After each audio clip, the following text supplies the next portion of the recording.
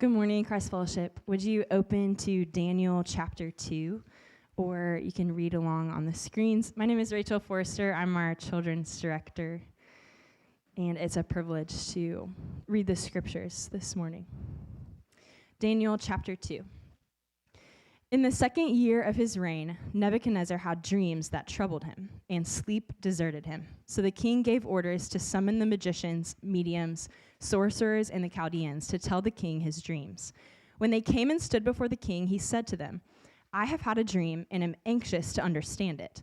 The Chaldeans spoke to the king. "May the king live forever. Tell your servants the dream, and we will give the interpretation." The king replied to the Chaldeans, "My word is final. If you don't tell me the dream and its interpretation, you will be torn limb from limb, and your houses will be made a garbage dump. But if you make the dream and its interpretation known to me, you'll receive gifts, a reward, and great honor from me. So make the dream and its interpretation known to me." They answered a second time, "May the king tell the dream to his servants, and we will make known the interpretation." The king replied, "I know for certain you are trying to gain some time, because you see that my word is final. If you don't tell me the dream, there is one decree for you. You have conspired to tell me something false or fraudulent until the situation changes. So tell me the dream, and I will know you can give me its interpretation." The Chaldeans answered the king, "No one on earth can make known what the king requests. Consequently, no king, however great and powerful, has ever asked anything like this of any magician, medium, or Chaldean. What the king is asking is so difficult that no one can make it known to him except the gods, whose dwelling is not with mortals." Because of this, the king became violently angry and gave orders to destroy all the wise men of Babylon. The decree was issued that the wise men were to be executed, and they searched for Daniel and his friends to execute them. Then Daniel responded with tact and discretion to Arioch, the captain of the king's guard, who had gone out to execute the wise men of Babylon. He asked Arioch, the king's officer, "Why is the decree from the king so harsh?" Then Arioch explained the situation to Daniel. So Daniel went and asked the king to give him some time so that he could give the king the interpretation. Then Daniel went to his house, and he told his friends Hananiah, Mishael, and Azariah about the matter, urging them to ask the God of the heavens for mercy concerning this mystery, so Daniel and his friends would not be destroyed with the rest of Babylon's wise men. The mystery was then revealed to Daniel in a vision at night, and Daniel praised the God of the heavens and declared, "May the name of God be praised forever and ever, for wisdom and power belong to him. He changes the times and seasons. He removes kings and establishes kings. He gives wisdom to the wise and knowledge to those who have understanding. He reveals the deep and hidden things. He knows what is in the darkness, and light dwells with him. I offer thanks and praise to you, God of my fathers, because you have given me wisdom and power, and now you have let me know what we asked of you, for you have let us know the king's mystery." Therefore Daniel went to Arioch, whom the king had assigned to destroy the wise men of Babylon. He came and said to him, "Don't destroy the wise men of Babylon. Bring me before the king, and I will give him the interpretation." Then Arioch quickly brought Daniel before the king and said to him, "I have found a man among the Judean exiles who can let the king know the interpretation." The king said in reply to Daniel, whose name was Belteshazzar, "Are you able to tell me the dream I had and its interpretation?" Daniel answered the king, "No wise man, medium, magician, or diviner is able to make known to the king the mystery he asked about. But there is a God in heaven who reveals mysteries, and he has let King Nebuchadnezzar know what will happen in the last days. Your dream and the vision that came into your mind as you lay in bed were these. Your Majesty, while you were in bed, thoughts came to your mind about what will happen in the future. The revealer of mysteries has let you know what will happen. As for me, this mystery has been revealed to me, not because I have more wisdom than anyone living, but in order that the interpretation might be made known to the king, and that you may understand the thoughts of your mind. Your Majesty, as you were watching, suddenly a colossal statue appeared. That statue, tall and dazzling, was standing in front of you, and its appearance was terrifying. The head of the statue was pure gold, its chest and arms were silver, its stomach and thighs were bronze, its legs were iron, and its feet were partly iron and partly fired clay. As you were watching, a stone broke off without a hand touching it, struck the statue on its feet of iron and fired clay, and crushed them. Then the iron, the fired clay, the bronze, the silver, and the gold were shattered and became like chaff from the summer threshing floors. The wind carried them away, and not a trace of them could be found. But the stone that struck the statue became a great mountain and filled the whole earth. This was the dream. Now we will tell the king its interpretation. Your Majesty, you are King of kings. The God of the heavens has given you sovereignty, power, strength, and glory. Wherever people live, or wild animals or birds of the sky, he has handed them over to you and made you ruler over them. You are the head of gold. After you, there will arise another kingdom inferior to yours, and then another, a third kingdom of bronze, which will rule the whole earth. A fourth kingdom will be as strong as iron, for iron crushes and shatters everything. And like iron that smashes, it will crush and smash all the others. You saw the feet and toes, partly of potter's fired clay and partly of iron. It will be a divided kingdom, though some of the strength of iron will be in it. You saw the iron mixed with clay, and that the toes of the feet were partly iron and partly fired clay. Part of the kingdom will be strong, and part will be brittle. You saw the iron mixed with clay. The peoples will mix with one another, but will not hold together, just as iron does not mix with fired clay. In the days of those kings, the God of the heavens will set up a kingdom that will never be destroyed. And this kingdom will not be left to another people. It will crush all these kingdoms and bring them to an end, but will itself endure forever. You saw a stone break off from the mountain without a hand touching it, and it crushed the iron, bronze, fired clay, silver, and gold. The great God has told the king what will happen in the future. The dream is certain, and its interpretation reliable. Then King Nebuchadnezzar fell face down, worshipped Daniel, and gave orders to present an offering and incense to him. The king said to Daniel, "Your God is indeed God of gods, Lord of kings, and a revealer of mysteries, since you were able to reveal this mystery." Then the king promoted Daniel and gave him many generous gifts. He made him ruler over the entire province of Babylon and chief governor over all the wise men of Babylon. At Daniel's request, the king appointed Shadrach, Meshach, and Abednego to manage the province of Babylon, but Daniel remained at the king's court. Let's pray. God, thank you for your word. Thank you for Daniel and for this story being true and it being a testimony that you are the revealer of mysteries. Would you use Daniel to speak your word honestly and truthfully? And would you use your word to penetrate our hearts and to teach us your character, who you are? Teach us to trust you. Trust that you are faithful and good and that you know all things and no purpose of yours can be thwarted. We love you, God, and we want to hear from you. In Jesus' name, amen.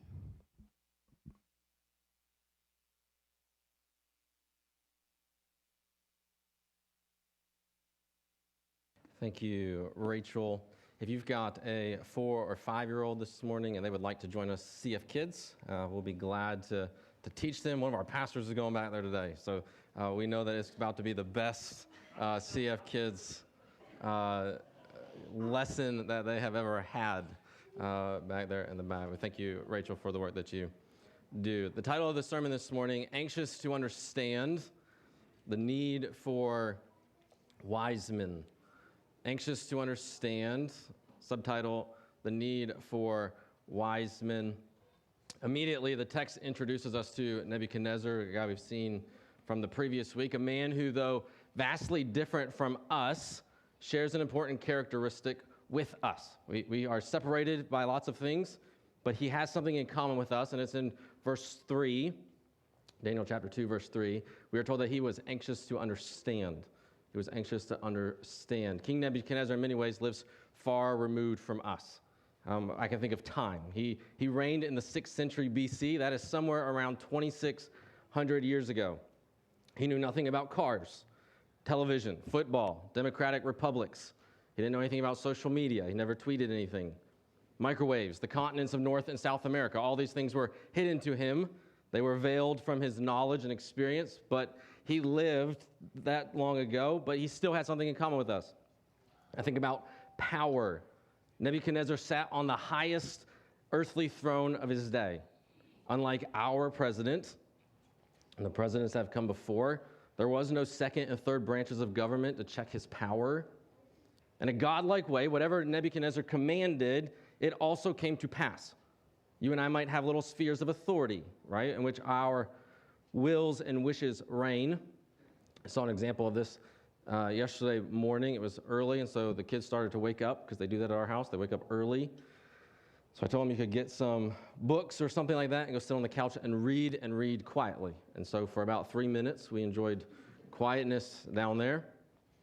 And then I heard a squeal, and it was Macy. And then I heard, "That is mine. That is mine." And so I come running down the stairs so Jessie doesn't wake up, and I investigate. And what has happened is that one of the older sisters has taken Macy's library book, which she had checked out with her mother the day before. And so there was a battle over the sovereignty over that book. Whose will would be determinant over the library book? It's Macy's. And so we kind of, like Macy, have a sense that we own some things. We have some sovereignty. We have some things that we look at and go, I have rights over them. But Nebuchadnezzar, to like the millionth degree, had way greater sovereignty than we do. We do not know what his sovereignty is like. But the collective power and authority of our little things, our little rooms, they stand equivalent to Nebuchadnezzar as a child's claims to sovereignty over a toy. Morality. Nebuchadnezzar led Babylon, the empire, which became the representative icon and symbol for the world system, opposed to God and in hostile rebellion. Just as you do in every society, this one included. In every society that rejects the creator of the universe, you will find in Babylon every kind of sexual perversion, a disregard for human life, and a commitment to gratify every dishonorable passion known in the heart.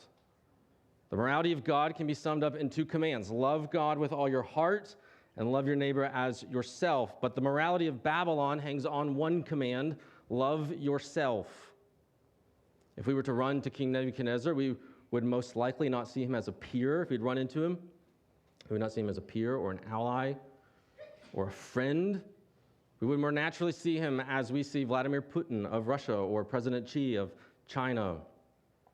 But despite the great gulf between us and Nebuchadnezzar, created by differences in time and power and morality, the story brings Nebuchadnezzar near to us, into the same space as you and I, a place we know familiar. He is anxious. Even with all his power and might and freedom to indulge in all his desires for pleasure, his spirit was troubled in verse 2. He could only toss and turn at night. He knew what it was like to be restless. All his vast wealth could not buy him peace and sleep. I imagine he wrung his hands, or he kind of annoyed others, like I sometimes annoy my wife with nervous tapping. He was consumed with thoughts that left him internally disturbed. If even Nebuchadnezzar knew an anxious heart and a troubled spirit, I imagine this morning that many, if not all of us, know the same thing. I'm immediately encouraged this morning that when I open my Bible, I find people who share common experiences of the heart. I find people who share something with me, and God speaks to them. He has something to say to them. I'm also challenged to consider the hearts of others this morning, you. As I stood outside this morning, I saw many of you come in. You pulled into the parking lot, you got out of your cars, you strolled inside, some into the side entrance, some through the front. Each of you possessed a neutral or a happy face. No one looked visibly disturbed or anxious. No alarm bells went off. I know enough about most of you to know that your lives are pretty predictable. You have enough margin to play fantasy football, to go for a hike, sit down on the couch and watch one of the 13 streaming platforms we've got downloaded. On the surface, you all look pretty good. When you tell me on your way in you are doing well, I'm inclined to believe it. Although I know some of you are being less than transparent, I don't know which ones of you are. This often leaves me walking through life and relationship unaware or unaffected by the fact that though things appear pretty stable, many of the hearts sitting here this morning are also struggling with an anxiousness, a troubledness that never quite settles down. We've gotten better as a society, as people, medicating or coping with our anxiousness, hiding our troubled hearts. We've gotten better at doing those things than we are at admitting the turmoil is there. Not only am I encouraged and challenged, I'm also intrigued this morning. If Nebuchadnezzar is anxious and troubled in the heart, do we find in the text a resolution, a solution, or a fix, or even a mere explanation? Everywhere you look these days, we are told that anxiety levels are on the rise. Truth is, I do not need official studies, and you probably don't either. You don't need statistics to know that anxiousness is on the rise. I eat dinner with people. I sit at the soccer field with people. My wife serves on the PTA with many people. If you are simply involved in the lives of others, you too know, you will find that people's hearts are troubled. If we could understand our anxious hearts, if we could find a solution, just think of how much not only our quality of life would improve, but also how much we would be able to help our spouses, our children, our roommates, our cell group partners, the fellow PTA board members. Thankfully this morning, I do believe there is in this text help for us. Instruction for the anxious one and tools for the one who cares for the anxious hearts of others. Now, this text, as we read just a moment ago, and as you probably experienced a little bit, it is massive. And by massive, I don't mean like significant. I mean it's long. 49 long verses, all right? If I spent a half a minute on each one, we would be here for 25 minutes, okay? It's lengthy, and I struggle this morning because I know that I cannot say everything I need to say, or at least what I want to say, but my aim this morning is twofold. That our hearts would know peace, and our mouths would help others know the same. That our hearts would know peace, and our mouths would help others know the same thing. And as we're going to see, what is required for this end is that we have wisdom. That we have wisdom. Let me pray to this end, and then we will jump in. Father, I thank you for your word this morning. I thank you for the time I've gotten to spend chewing on it and thinking about it over the last week and a half. I ask that you would help me to speak with clarity. I ask that you would help me to speak to hearts. That you would make us a unique people, a people who have wisdom, a people who are equipped and able and ready to speak into the lives of others. And I ask these things to be accomplished by the power of your Spirit through the preaching of your word. And it's in Jesus' name I pray. Amen. First thing I want to point out to you, I'm going to make one observation and hopefully prove it to you. And then I'm going to ask a couple of questions and answer them. Observation. Our anxious hearts need wisdom. Our anxious hearts need wisdom. I'm going to do something risky. I'm going to say something a little bit risky or controversial and maybe even perhaps offensive, depending on how you sit in the room this morning. And I run the risk of doing that at the outset of the sermon because you might turn me off before I get to where I want to go. But I ask you to bear with me and let me show you what I mean in the text. The offensive thing is this. We are anxious because we lack wisdom. We are anxious because we lack wisdom. Our anxiety levels rise as our wisdom levels decrease. If you possess an anxious heart this morning, what you need is wisdom. What you lack is wisdom. There's three reasons from the text I say this. The reason I point this out is I believe it's in the text. The first one is this. Nebuchadnezzar looked for wisdom. In his place of anxiousness, he looked for wisdom. Notice who he summoned, Daniel chapter 2, verse 2. So the king gave orders to summon the magicians, the mediums, the sorcerers, and the Chaldeans to tell the king his dreams. This same collection of individuals is referred to as a whole in verse 12 and 13 as all the wise men of Babylon. Nebuchadnezzar went to the wise men to get help. The king went searching for relief from his anxiousness and his troubled spirit by seeking out wisdom and understanding and knowledge. Reason number two, Daniel was both wise and not anxious. Daniel was kind of the contrast to Nebuchadnezzar. Last week we read that the king assessed Daniel and made this judgment about him. Daniel chapter 1, verse 20. In every matter of wisdom and understanding that the king consulted them about, he found them, that's Daniel, Shadrach, Meshach, and Abednego, 10 times better than all the magicians and the mediums in his entire kingdom. In the matter of wisdom, 10 times better. This wise young man had every reason to be fretful and anxious. His life and the life of those he cared about, and some whom he probably didn't even know very well, hung in the balance. Nebuchadnezzar had said if they do not unveil his dream and its meaning, they each would be torn limb from limb, and their home and family would be turned into a trash pile. Amazingly, still, Daniel responds with quiet confidence. He immediately asks for an appointment with the king, Daniel chapter 2, verse 16. He gathers his small group, and he prays with them. While the great and powerful Nebuchadnezzar tossed and turned on his pillow, Daniel calmly took action. I do not believe it is an accident that in our story, the anxious heart is dispossessed of wisdom, while the wise one shows no evidence of a heart in turmoil, even as the circumstances would be favorable for an anxiety attack. The third reason is this: wisdom restores peace. Wisdom is the answer. The resolution to the story is the gaining of wisdom. We see this in Daniel's prayer of gratitude, verses 20 through 23. I'm only going to read verse 23 for you. I offer thanks and praise to God, this is Daniel, God of my ancestors, because you have given me wisdom and power. And now you have let me know what we asked of you, for you have let us know the king's mystery. The dream threw the heart of the king into turmoil, and the world of Daniel and all the wise men of Babylon into chaotic uncertainty. And we are told that the antidote, the resolution, is provided in wisdom. And this leads us to really ask two inescapable questions. The first one, what is wisdom? And the second one, where is wisdom found?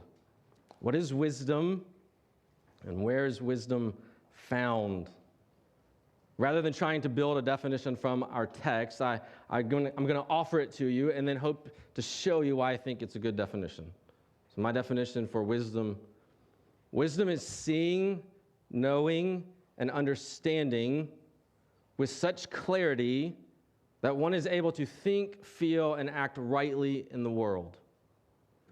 Wisdom is seeing, knowing, and understanding with such clarity that one is able to think, feel, and act rightly in the world.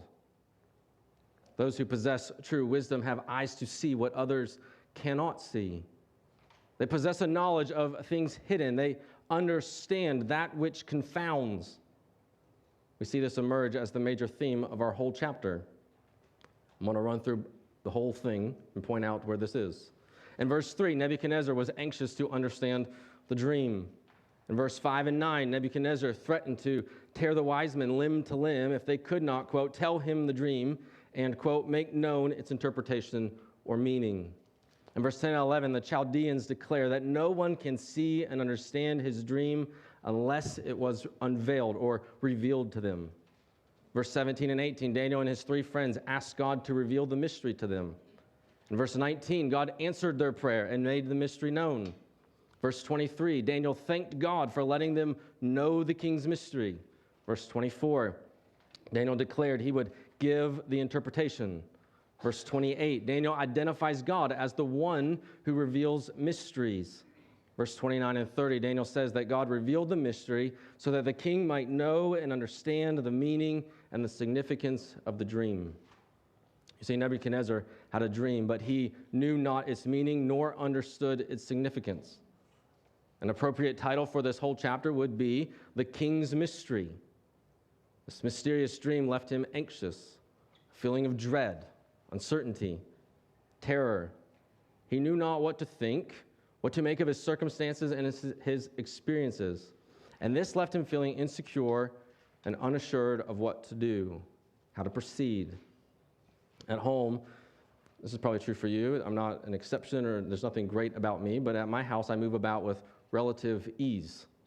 I do not think much about my steps at my own home. I act and I operate with a little bit of confidence. You might even call it a little bit of arrogance. I just kind of assume I know where things are and how to get there. I can see the edge of the couch and understand its positioning, so I rarely run into it. Rarely, not always, but rarely run into it. I can even run pretty quickly from one side of the house to the other. I like to say I've tried that in an emergency, but not really. But if a game of hide and seek or tag in our house while mom is away gets out of hand, I can even successfully hurdle the back of the couch and land where I don't get hurt. I know my home. I can do all of this because I can see and know and understand the setting with great detail. I'm familiar with it.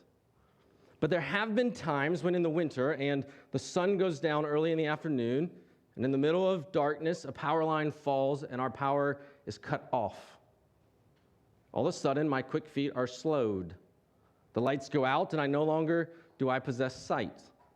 I am handicapped.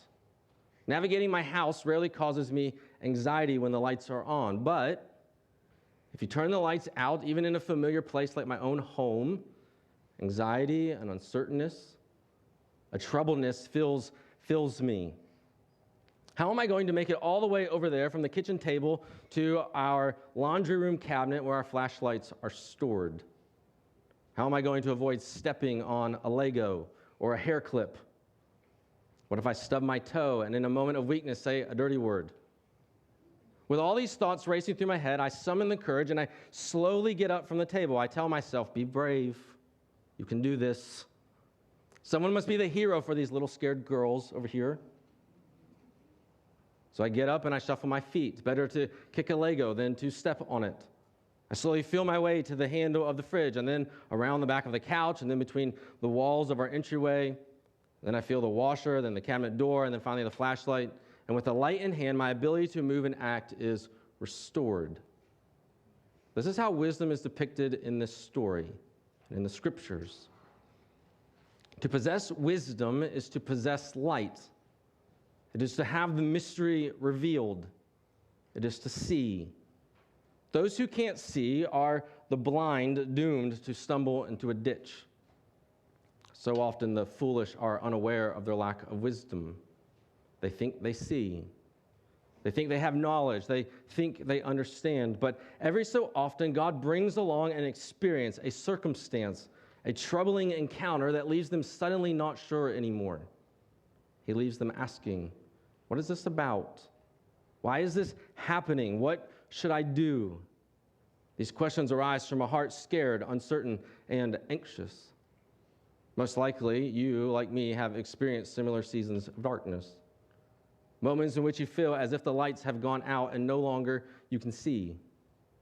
You feel lost and unable to make sense of things. Perhaps you experienced this in college as a professor called into question the truths you were taught by your parents. It's a popular thing right now to deconstruct your faith. This is often ignited by the revelation that pastors or leaders we once looked up to proved to be imperfect or even worse, wolves in sheep's clothing.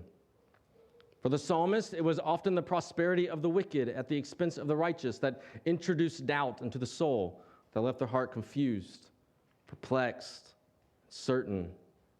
For some, the pleasures of sin and delay of judgment cloud one's perspective. The thing you once avoided, being afraid of the bad that might come upon you, you now doubt is sin at all. The transition began when you just took a sample of the forbidden fruit, and upon examination, you not only seemed fine, but the fruit was pleasing to the eye and a delight to the tongue. How can something so good be inconsistent with truth, our culture asks? How can God be against something I enjoy or you enjoy? And if I enjoy it or if you enjoy it, does this not mean that God made us this way? If God didn't want me to have it after all, would he not have made me different? For others, tragedy or even the possibility of tragedy approaches as a dense fog, and though the truth rises up in your life as a real and as predominant as a mountain peak, the deep fog of pain or the prospect of pain makes the truth you've seen and confessed disappear as if it was never there in the first place. I've seen this over and over again in my own life, my family, and in your lives, the people I and the other pastors are called to lead and shepherd. We want to give off the appearance that we have it together, that we know that what we are doing and that we are all good. We are like the little child who refuses the help of the parent or reassuring mom and dad and himself that he can do this on his own. But the truth is underneath the veneer of self-sufficiency. There is a feeling of lostness, a nagging self-doubt, a slow realization that when it comes to my marriage, my work, my parenting, my moral dilemma, my pain, I'm at a loss. If we are honest this morning, many of us would say, I am weary, I am unsure, I'm losing sleep at night, I don't know what to do to make it better. I don't know what action to take. I don't know what is best. I don't know how to solve it, and I need help. All of these experiences and many more shake us because they call into question the truth we say we believe. It puts a big question mark over the rock on which we were standing, and all of a sudden, it feels like quicksand into which we are quickly sinking. Be not mistaken. The rise in anxiety and the alarming rate at which anxiety medicine is being prescribed cannot be understood apart from the recognizing that our society and our culture has abandoned the firm foundation of absolute truth. As a result, we are a people constantly tossed about by the frightening waves of the sea, unsure of where they might take us and without any anchor on which we can rely to keep us settled and unmoved. What I need and what you need is wisdom. We need to see with clarity. We need truth. We need knowledge and understanding. We need something. We need a sure and steady foundation on which to stand, a rock on which to build our lives, a map reliable and true by which we can navigate our steps in this world. It is my delight this morning to thankfully say that to the heart that asks these questions, where is wisdom found? The Scripture tells us. Where is wisdom found? The Scriptures has an answer. That's question number 2. It's question number 2. Where is wisdom found? Wisdom is found in the revelation of God. Wisdom is found in the revelation of God. By this I mean that God is the one both revealing and being revealed. He is the one making known, and He is the one being made known. First, consider our text this morning, Daniel chapter 2, 20 through 23. May the name of God be praised forever and ever, for wisdom and power belong to Him. He changes the times and seasons. He removes kings and establishes kings. He gives wisdom to the wise and knowledge to those who have understanding. He reveals the deep and hidden things. He knows what is in the darkness, and light dwells with Him. I offer thanks and praise to you, God of my ancestors, because you have given me wisdom and power. And now you have let me know what we have asked of you, for you have let us know the king's mystery. When Daniel finally stood before the king, Nebuchadnezzar asked, "Are you able to tell me the dream and its meaning?" Daniel was sure to let him know that it is God alone who reveals mysteries. Verse 27 and 28, Daniel answered the king, No wise man, medium, magician, or diviner is able to make known to the king the mystery he has asked about. You see, the exclusiveness of God as the revealer of mysteries was emphasized earlier by the wise men themselves. Daniel chapter 2, 10 through 12. The Chaldeans answered the king after he asked that impossible thing. There is not a man on earth who can meet the king's demand. For no great and powerful king has asked such a thing of any magician or enchanter or Chaldean. The thing that the king asks is difficult, and no one can show it to the king except the gods whose dwelling is not with flesh. Though no man could reveal what was hidden, we see it over and over again in the scriptures that what is impossible with man is possible with God. Daniel chapter 2, verse 28, but there is a God in heaven who reveals mysteries. And he has let King Nebuchadnezzar know what will happen in the last days. You see, what man could not do, God did. What remained veiled to the wise men, God made known. Daniel went out of his way to emphasize this point at the very end, at the very conclusion of his revealing the mystery. Daniel chapter 2, verse 30. As for me, this mystery has been revealed to me, not because I have more wisdom than anyone living, but in order that the interpretation might be made known to the king, and that you may understand the thoughts of your mind. Do you see this morning? The one who reveals, the one who gives sight is God himself. As Daniel said, God is the one who is titled the revealer of mysteries, verse 29. It is he who makes people wise. But what about the contents of the revelation? When God reveals things, what is it that it is seen? I believe it is God himself, and I hope I convince you by turning your attention to Nebuchadnezzar's dream. In the dream, Nebuchadnezzar saw a colossal statue, we are told, with body parts made from different material, a head of gold, a chest and arms of silver, an abdomen and thighs of bronze, legs of iron, feet of iron mixed with clay. We are told that each of these represented links in a long line of successive successive kingdoms, with Nebuchadnezzar's kingdom being the head of gold, the strongest and most glorious of the kingdoms. Each kingdom following only grew weaker and weaker than the one before it.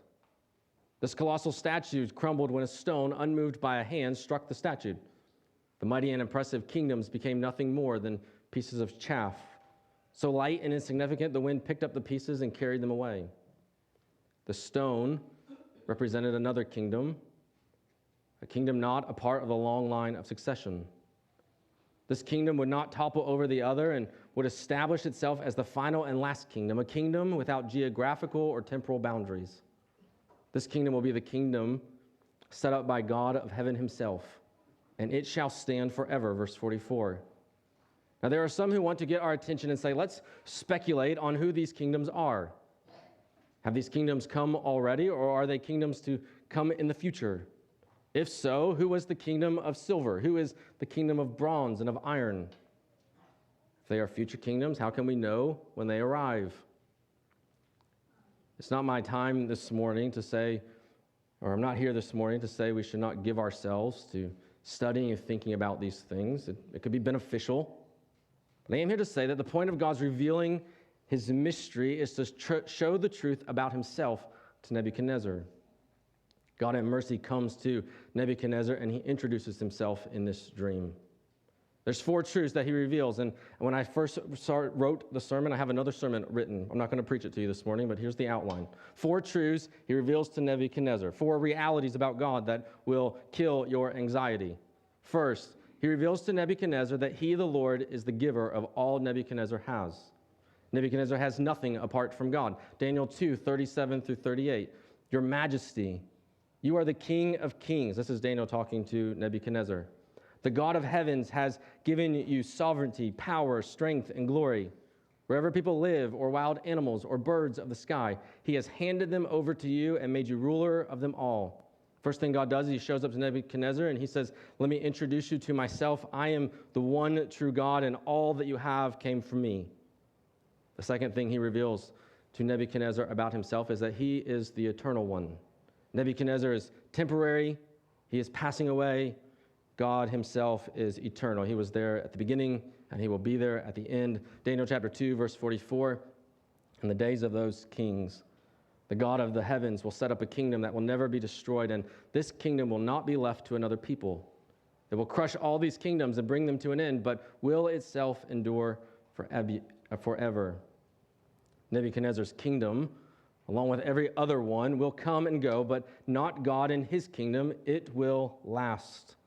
No one will wrestle it away from him. It will not be given to another people. The third thing God reveals about himself to Nebuchadnezzar is that God will conquer and stand victorious. Verse 44 and 45, if you keep reading, this kingdom, God himself, it will crush all these kingdoms and bring them to an end, but will itself endure forever. You saw a stone break off from the mountain without a hand touching it, and it crushed the iron, bronze, fired clay, silver, and gold. Here is this king, God says to Nebuchadnezzar, this kingdom that I will establish, it's going to be victorious. It will crush all earthly kingdoms, and mine will then be established and grow and fill the earth, and it will go on forever. The fourth thing he reveals about himself is that his word is reliable and certain. Daniel 2:45, the great God has told the king what will happen in the future. The dream is certain, and its interpretation is reliable. God says to Nebuchadnezzar, I know the future because I've planned the future, and I have decreed what will take place in the future, and I can guarantee that it will succeed because I sovereignly rule over it to bring my will and my plan to pass. I could preach a sermon on each one of these and how they particularly combat the anxiety you experience in your heart. But what I might say today is that when God pulls back the veils and lets us see, when he reveals what is hidden, at the center of this glorious truth is God himself. You see, our problem is that we are ignorant of God. We are in darkness. The lights are out. As those in darkness, we are foolish and we are unwise. We waver back and forth. We know uncertainty. We don't know left from right or up from down. We don't know what to do in this world. We get into marriage and we're lost. We don't know how to act or operate or think. We call right wrong and wrong right. We look at evil and we celebrate it. We look at what is righteous and we reject it. The cure is wisdom. And wisdom is found in the revelation of God who makes himself known to man. We could end right here and walk away with great reason to be thankful. God makes himself known. Wisdom is possible to have. We saw him do it for Daniel and Nebuchadnezzar, and we can be encouraged that he can do it again for us. But to stop here would be to stop short of all God has shown us.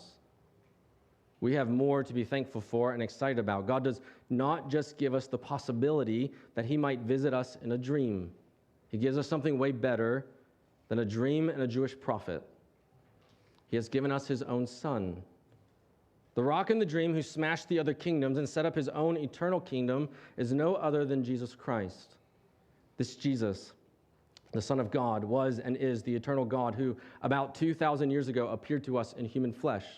He was born of a virgin. He was seen by man. He was crucified and he was buried, and on the third day he rose again in victory. Today he sits at the right hand of God the Father. From his throne he now rules and reigns until all things are brought under his feet into submission. Never will he be dethroned, for his kingdom will eternally increase, and of it there will be no end. Why did he do all of this? He did so that the invisible God might be made visible.